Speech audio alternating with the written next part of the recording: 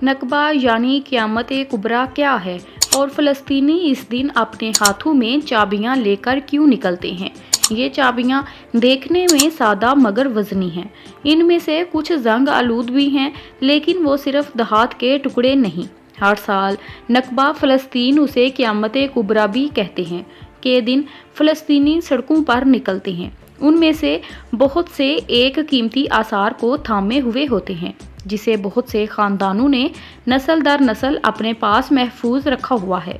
उनके हाथों में उनके उन घरों की चाबियां होती हैं जहां से उन्हें 75 साल कबल निकाल दिया गया था और फिर वो कभी वहां लौटकर ना आ सके।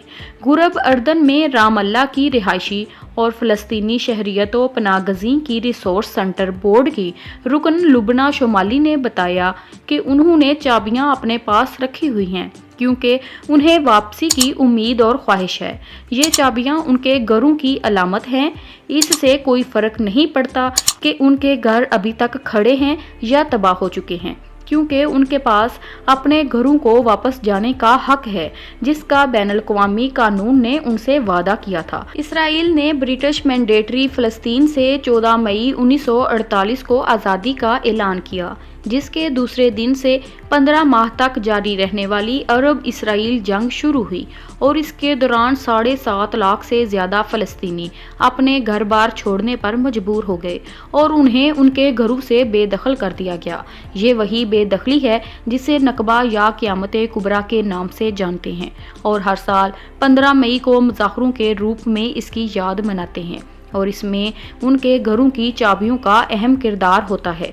इसराइल बनने वाले इलाकों में रहने वाले फ़लस्तीनी इसराइली फ़ौजियों और सेहूनी मलेशिया पर उन्हें वहां से निकालने का इल्ज़ाम लगाते हैं। उन्हें फिर कभी वापस नहीं आने दिया गया। ताहम इसराइली हकाम ये कहते हुए इस इल्ज़ाम का दिफा करते हैं कि अरब ममालिक ने ही फ़लस्तीनियों से कहा कि वो अपनी ज़मीनें और घर बार छोड़ दें ताकि नौज़ायदा रियासत पर जब वो हमला आवर हों तो उन्हें जंग के नताइज भुगतना ना पड़ें। आज अक़वाम मुत्तहिदा तकरीबन 60 लाख फ़लस्तीनी पनागज़ीनों को तस्लीम करता है, जिनमें से अक्सर अर्दन, गज़ा, मगरबी किनारे, शाम, लबनान और मशरक़ी यरूशलेम के कैंपों में रहते हैं। शोमाली याद करते हुए बताती हैं, फ़लस्तीनी कम्युनिटीज़ में बहुत खौफ था। बहुत से लोग जो कुछ लेकर भाग सकते थे वो लेकर भागे, जिनमें चाबियां भी शामिल थीं। उन्होंने ये सोचकर अपने घर बंद कर लिए कि जब तशद्दुद कम होगा तो वो वापस आकर अपनी ज़िंदगी दोबारा शुरू कर सकते हैं, लेकिन ऐसा कभी नहीं हुआ। एक अंदाजे के मुताबिक 80% आबादी को नकल मकानी का सामना करना पड़ा था। बहुत से मामलों में वहां जाने के लिए कुछ बचा ही नहीं था, जैसा कि फ़लस्तीन के अजीम शायर महमूद दरवेश के आबाई शहर अल-बरोह के साथ हुआ। 11 जून को जब इसराइली फ़ौजी एकरे या एका से तकरीबन 10 किलोमीटर के फासले पर अल-बरोह पहुंचे तो वहां तकरीबन 1500 लोग मुकीम थे। आज वहां सिर्फ वही बचा है जो कभी स्कूल हुआ करता था। मोहम्मद कियाल के ख़ानदान को भी अल-बरोह से भागना पड़ा था। उन्होंने अल-गलीली में युदेदी अल-मकर में अपने घर से बताया, जिस दिन फौजी नमूदार हुए मेरे वालिदैन अपनी कुछ चीज़ें लेकर करीबी शहर भाग गए, जहां उन्होंने जैतून के दरख्तों के नीचे मेरे दादा दादी और मेरे 2 बड़े भाइयों के साथ कई दिन गुजारे। उनके वालिदैन अब्दुल रज़ाक और आमना के पास अच्छी खासी ज़मीन थी, जहां वो फलदार दरख्त, जैतून के दरख्त और दीगर फसलें उगाते थे। पेशे से सहाफ़ी और मुतरज्जम कियाल कहते हैं कि उन्होंने अच्छी ज़िंदगी गुजारी थी। उनके पास किसी चीज़ की कमी नहीं थी। वो अरब फिल्म स्टार उम्मे कुलसूम और मोहम्मद अब्दुल वहाब की फिल्में और कंसर्ट देखने हिफा जाया करते थे। राहत भरी उनकी वो ज़िंदगी रातों रात ख़त्म होगी। कियाल का कहना है कि अल-बरोह में सिर्फ 50 लोग रह गए, जो गांव के चर्च में पैरिश पादरी के साथ पनाह लिए हुए थे। कुछ दिन बाद उन्हें भी पुरतशद्दुद झड़पों के बाद निकाल दिया गया। अब इस बस्ती में सिर्फ स्कूल की इमारत बची है। कियाल के ख़ानदान ने अपने सफ़र का आगाज़ करीबी कस्बों से किया, जहां उनका खैर मुकद्दम किया गया। पहले एक दोरेज़ ख़ानदान پھر ایک عیسائی خاندان اور آخر میں ایک مسلمان خاندان نے ان کی مہمان نوازی کی۔ عبد الرزاق نے ایک فیکٹری میں مزدور اور نائٹ گارڈ کے طور پر کام کرنا شروع کیا، جس کی مدد سے وہ اپنے آبائی شہر سے تقریباً 2 کلومیٹر دور یودیدی میں زمین کا ایک چھوٹا ٹکڑا خریدنے اور آزادانہ طور پر رہنے کے لیے ایک کمرہ بنانے میں کامیاب رہے۔ محمد وہیں پیدا ہوئے اور اپنی زندگی کے 67 سال وہیں گزارے۔ حالانکہ بہت سے دوسرے فلسطینیوں کی طرح اگر ان سے پوچھا جائے کہ وہ کہاں سے تعلق رکھتے ہیں تو وہ ہمیشہ جواب میں کہیں گے کہ البروح سے۔ کیال قدرے تلخی کے ساتھ کہتے ہیں کہ میرے والدین نے البروح واپس آنے کی تمام امیدیں کبھی نہیں چھوڑی، حالانکہ انہوں نے دوبارہ کبھی اپنے گاؤں میں قدم نہیں رکھا۔ جب ان کی موت ہوئی تو وہ اپنی سرزمین میں جہاں پیدا ہوئے تھے دفن نہ ہو سکے۔ قصبے کے قبرستانوں کی بے حرمتی کی گئی اور سن 1948 کے بعد کسی کو دوبارہ وہاں دفن نہیں کیا گیا، یہاں تک کہ اس کے سب سے مشہور پڑوسی محمد درویش کو بھی دفن نہیں کیا گیا اور انہیں رام اللہ میں ہی سپرد خاک کیا گیا۔ درویش یا کیال کی جلاوطنی کی کہانی ان لاکھوں کہانیوں میں سے ایک ہے جس نے فلسطینیوں کے قومی شعور کو بھونا ہے۔ فلسطینیوں امریکی مورخ راشد خالدی بتاتے ہیں کہ فلسطینی جانتے ہیں کہ ان کے بہت سے گاؤں اور مکانات اب موجود نہیں ہیں، لیکن ان کی چابیاں ان کے فلسطین واپس جانے کی خواہش کی علامت ہیں۔ راشد خالدی یونیورسٹی آف کولمبیا میں ماڈرن عرب اسٹڈیز کے ایڈورڈ سید چیئر پر فائز ہیں۔ البروح کی طرح تقریباً 400 فلسطینی بستیاں متاثر ہوئیں۔ پروفیسر خالدی کے مطابق جب سن 1947 کے آخر میں اقوام متحدہ نے فلسطین کی تقسیم کے اپنے منصوبے کا اعلان کرنے کے بعد، جس نے اس علاقے کو 2 ریاستوں میں تقسیم کیا، ایک یہودی اور ایک عرب، لڑائی شروع ہوئی اور جب تک کہ ریاست کا 14 مئی 1948 کو اعلان نہ ہوا، اس وقت تک تقریباً 3 لاکھ فلسطینیوں کو صہیونی ملیشیا نے ان کے گھروں سے بے دخل کر دیا تھا۔ ان کا کہنا ہے کہ فلسطین 100 years of colonialism and resistance کے مصنف خالدی کا کہنا ہے کہ جنگ کے آغاز کے بعد اسرائیلی فوج نے فلسطینیوں کی زیادہ منظم بے دخلی شروع کی اور مزید 4,50,000 لوگوں کو اپنے گھر بار چھوڑنے پر مجبور کر دیا۔ یہ اعداد و شمار بس ایک تخمینہ ہے، لیکن اقوام متحدہ جیسے بین الاقوامی اداروں کے زیر انتظام اعداد و شمار کے مطابق یہ خیال کیا جاتا ہے کہ 80% فلسطینیوں کو بے دخلی کا سامنا کرنا پڑا۔ لبنہ شمالی وضاحت کرتی ہیں کہ واپسی کی کوشش کرنے والوں کو گولیوں کا نشانہ بنایا گیا، قید کیا گیا یا جلاوطنی پر مجبور کیا گیا کیونکہ ان پر در انداز کا لیبل لگا دیا گیا تھا۔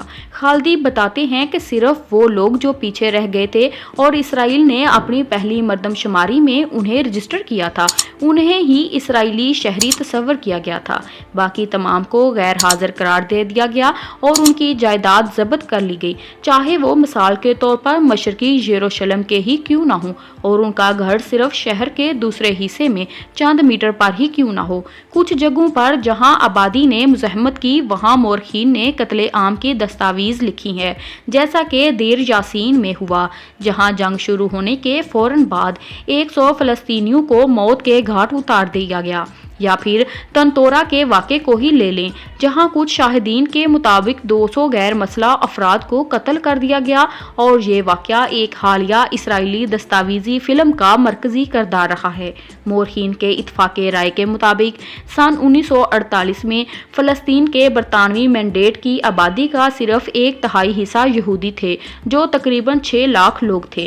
کولمبیا کے پروفیسر کا کہنا ہے کہ اور یہ برادری وہاں کی زمین کے صرف 6 یا 7% حصے کے مالک تھے اور وہ بھی نجی ہاتھوں کے بجائے بنیادی طور پر صہیونی تنظیموں جیسے کہ جیوش نیشنل فنڈز یا جیوش کالونائزیشن ایجنسی کے پاس تھی، جبکہ زمین کی زیادہ اکثریت ریاست کی تھی یا عرب مالکان کی تھی۔ اقوام متحدہ کے مطابق 60 لاکھ فلسطینی پناہ گزین ہیں۔ خالدی کہتے ہیں کہ فلسطینیوں کی بے دخلی جنگ کا کوئی اتفاقی نتیجہ نہیں تھا، بلکہ ایک منظم پالیسی تھی۔ آپ آبادی کو تبدیل तब्दील किए बगैर अक्सरियती अरब मुल्क को यहूदी रियासत में तब्दील नहीं कर सकते। सहूनी रहनुमा 1930 की दहाई से ये समझते थे कि सिर्फ नकल मकानी से यहूदियों की अक्सरियत बनाना मुमकिन नहीं है, उन्हें अरबों को भी मुंतकिल करना पड़ेगा। ताहम इब्तदाई इसराइली हुक्मरानों ने एक बहुत ही मुख्तलिफ कहानी बनाई। हार्वर्ड यूनिवर्सिटी में यहूदी तारीख के प्रोफेसर डेरेक पेंसलर ने बताया कि उसके लिए एक बयानिया बनाया गया जो सन 1950 की दहाई में इसराइल में मजबूत हुआ था और जिसे दुनिया के बहुत से यहूदी आज भी मानते हैं। वो ये है कि इसराइल फ़लस्तीनियों की नकल मकानी के लिए जिम्मेदार नहीं है, ये रज़ाकाराना थी या अरबों के अहकामात के जवाब में थी। और हकीकत में ऐसा था कि इसराइलियों ने इसके बाद हर मुमकिन कोशिश की ताकि अरब वहाँ से चले ना जाएं। आज मोरखीन के दरमियान इस नज़रिए में तब्दीली आई है। द ओरिजिन्स ऑफ इसराइल 1882 ता 1948 एक दस्तावेजी तारीख जैसे अहम काम के मुसन्निफ पेंसलर ने कहा, इसराइली मोरखीन के दरमियान ख्वाह बाएं बाजू के नज़रियात के हामिल हों या दाएं के, सब इस बात पर मुत्तफिक हैं कि फ़लस्तीनियों ने अपनी मर्जी से अपने घर बार नहीं छोड़े बल्कि बेदखली के वाज़े वाक़यात हुए थे, जैसे कि राम अल्लाह और लूत के कस्बों में पेश आए। तादाद के लिहाज से बेघर होने वाले 7,50,000 थे। ताहम इसराइली मुहक्किकीन जिस चीज़ पर मुत्तफिक नहीं है वो इन बेदखली के मुतबादिल हैं। पेंसलर ने कहा, आज बहस ये है कि इसराइली उस वक़्त और क्या कर सकते थे। आया यहूदी रियासत उन 7,50,000 अरबों के साथ काबिल अमल थी या नहीं। 1967 में 6 रोज़ा जंग में यरूशलेम के पुराने शहर पर कब्जा करने के बाद इसराइली हकाम ने एक प्लाजा बनाने के लिए दीवार गिरिया के सामने वाले मकानात को गिरा दिया। बेदखली का ये मामला 1948 में ही ख़त्म नहीं हुआ। अक़वाम मुत्तहिदा की एजेंसी बराए फ़लस्तीनी पनाहगज़ीनों के अदाद-ओ-शुमार के मुताबिक सन 1967 में होने वाली 6 रोज़ा जंग के बाद मज़ीद 3 लाख अफराद को बेदखल कर दिया गया। उस वक़्त जो हज़ारों फ़लस्तीनी बैरून मुल्क काम करने, रिश्तेदारों से मिलने या तालीम हासिल करने के लिए गए थे और जैसा कि लुबना शुमाली के शोहर के साथ हुआ, उन्होंने अचानक उस 6 रोज़ा जंग के बाद पाया कि वो अपने घरों को वापस नहीं जा सकते। वो वजाहत करती हैं कि ऐसे लोग हकीकी पनाहगज़ीन बन गए। उसके बाद इसराइल ने फ़लस्तीनी इलाकों में 140 बस्तियों की तामीर की इजाज़त दी जिसमें तकरीबन 6 लाख यहूदी रहते हैं, लेकिन उन्हें आलमी बरादरी गैर कानूनी समझती है। इन बेघर अफराद की वापसी का हक, जिसकी तौसीक अक़वाम मुत्तहिदा की करारदाद 194 ने 11 दिसंबर सन 1948 को मंजूर की थी, फ़लस्तीनियों और उनके रहनुमाओं के अहम मुतालबात में से एक है। इस करारदाद में कहा गया है कि जो पनाहगज़ीन अपने घरों को वापस जाना चाहते हैं और अपने पड़ोसियों के साथ अमन से रहना चाहते हैं, उन्हें जल्द अज जल्द ऐसा करने की इजाज़त दी जाए। इसमें यह भी कहा गया है कि जो लोग वापस न आने का फैसला करते हैं उनको उनके असासों का मुआवजा दिया जाना चाहिए। यके बाद दीगरे इसराइली हुकूमतों ने यह मौक़िफ़ अख्तियार कर रखा है कि अक़वाम मुत्तहिदा की करारदाद 194 फ़लस्तीनियों के वापस जाने की महसूस हक़ को तस्लीम नहीं करती, बल्कि ये तजवीज़ करती है कि पनाहगज़ीनों को वापसी की इजाज़त दी जाए। इसराइली वज़ारत ख़ारजा की सरकारी वेबसाइट पर पढ़ा जा सकता है कि ना तो बैनुल अक़वामी कन्वेंशंस के तहत, ना ही अक़वाम मुत्तहिदा की अहम करारदादों के तहत और ना ही फ़रीक़ैन के दरमियान मुतल्लका माहदों के तहत फ़लस्तीनी पनाहगज़ीनों को इसराइल वापस जाने का हक़ हासिल है। डेरेक पेंसलर का कहना है कि सन 1950 की दहाई में हुकूमत का बयानिया ये था कि अरबों ने जंग शुरू की और इसलिए उन्हें इसके नताइज भुगतने पड़े, और ये एक बयानिया है जो आज भी मौजूद है। ये मंतकी तौर पर अरब इसराइल तनाज़े से निकलने के रास्ते की तलाश में सबसे बड़ी रुकावट बन गया है। इसराइल की आबादी 90 लाख से ज़्यादा है। इसका दावा है कि वो 50 लाख से ज़्यादा पनाहगज़ीनों को वापस नहीं आने दे सकता, क्योंकि उसका मतलब यहूदी रियासत के तौर पर इसके वजूद का ख़ात्मा होगा। वीडियो पसंद आई है तो लाइक कर दें, और अगर चैनल पर पहली बार आए हैं तो जल्दी से चैनल को सब्सक्राइब कर दें। वीडियो देखने का शुक्रिया।